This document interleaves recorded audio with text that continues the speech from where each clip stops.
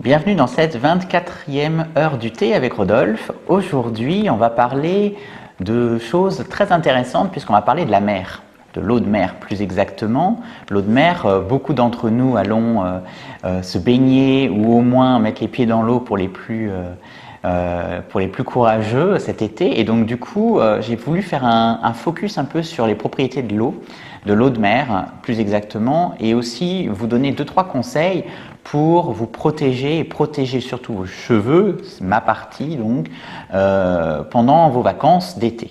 Voilà. Déjà, il faut revenir un peu aux origines de l'eau de mer. Donc l'eau salée, une eau de mer, c'est une eau salée, donc qu'on utilise notamment beaucoup en thalassothérapie, dans des spas marins notamment, et ça a des bienfaits vraiment intéressants puisque très riche en oligo-éléments, en minéraux, notamment en zinc, et du coup ça apporte beaucoup de bienfaits pour la peau. Des bienfaits aussi de cicatrisation, de régénération. Quand on parle de cuir chevelu, on peut même aller plus loin en parlant carrément de régénération donc du cuir chevelu. Pour les personnes qui ont des démangeaisons, des irritations, on peut même aller jusqu'à des problèmes de type psoriasis, eczéma, donc tout type de dermatite. Ça a vraiment son intérêt pour pouvoir soigner et essayer d'assainir, on va dire, le cuir chevelu. Mais comme toute bonne chose, il peut y avoir aussi quelques inconvénients. Ces inconvénients, ça peut être notamment des propriétés asséchantes donc, de l'eau de mer, et donc ces propriétés, elles doivent être contrebalancées par des soins adaptés.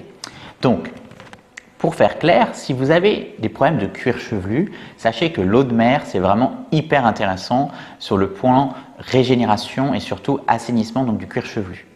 Également adapté pour les personnes qui ont les cuir chevelu gras ou à tendance grasse.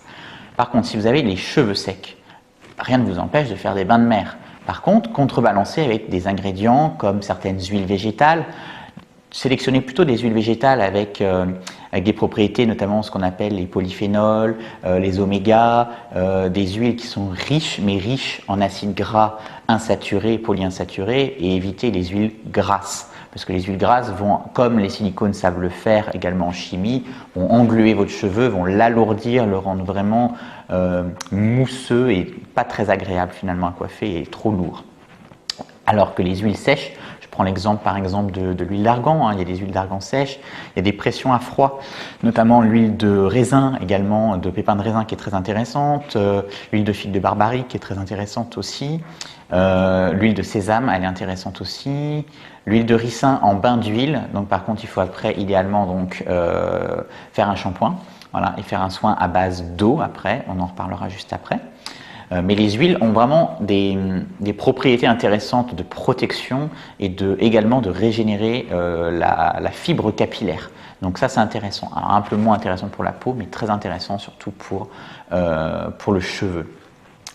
Par contre, si effectivement vous avez les cheveux et surtout le cuir chevelu un peu sec, optez pour des soins aqueux. Donc là, des soins aqueux, vous le connaissez, on en a déjà parlé. Ce sont des soins à base de protéines, à base d'acides aminés, de vitamines, d'enzymes ou de coenzymes même. Donc du coup, ce sont vraiment des produits qui ont des propriétés beaucoup plus pénétrantes que l'huile, qui est plus graisseuse. Et donc du coup, ça a aussi donc, les propriétés hydratantes beaucoup plus poussées. Exemple, l'aloe vera. Exemple, la fleur de camomille. Ce sont donc des ingrédients qui ont cet intérêt très très poussé. La kératine également. On en entend souvent parler de la kératine. Il existe pour les modes véganes des kératines d'origine biotechnologique, notamment à base de céréales. Donc c'est tout à fait aussi envisageable d'avoir des substituts de kératine végétale. Voilà. Enfin, ce qu'il faut savoir, c'est quand on a les cheveux secs, quand on va faire des bains de mer, bien sûr, je ne vais pas vous conseiller de mettre un bonnet de bain, ce serait juste pas envisageable pour l'effet de mode, et je pense qu'on en conviendra tous que c'est pas l'effet qu'on veut avoir à la plage l'été. Donc du coup, mon petit conseil, c'est essayer de mettre une huile sèche, idéalement non photosensibilisante. Donc par exemple l'huile botanique Rodolphe & Co est une huile intéressante que vous pouvez appliquer avant vos bains de mer. Ça va venir protéger à la fois du sel et aussi des UV puisqu'elle a une propriété anti-UV. Enfin, quand vous sortez donc de la mer, n'hésitez pas à vous hydrater avec le soin régénérant, donc le soin hydratation de chez nous, de chez Rodolphe & Co. Et enfin, quand vous rentrez chez vous, dans le rituel de la routine beauté, je vous conseille un shampoing adapté, donc le shampoing que vous avez l'habitude d'utiliser donc dans la gamme Rodolphe & Co. Et surtout, faites le masque Rodolphe & Co. que vous laissez poser entre 3 et 5 minutes avec une serviette chaude si cela vous est possible. Pour les amateurs de camping, il est aussi possible simplement de mettre un petit peu de cellophane sur la tête et de rester au soleil un moment. Voilà, ça fait aussi effet et c'est très intéressant.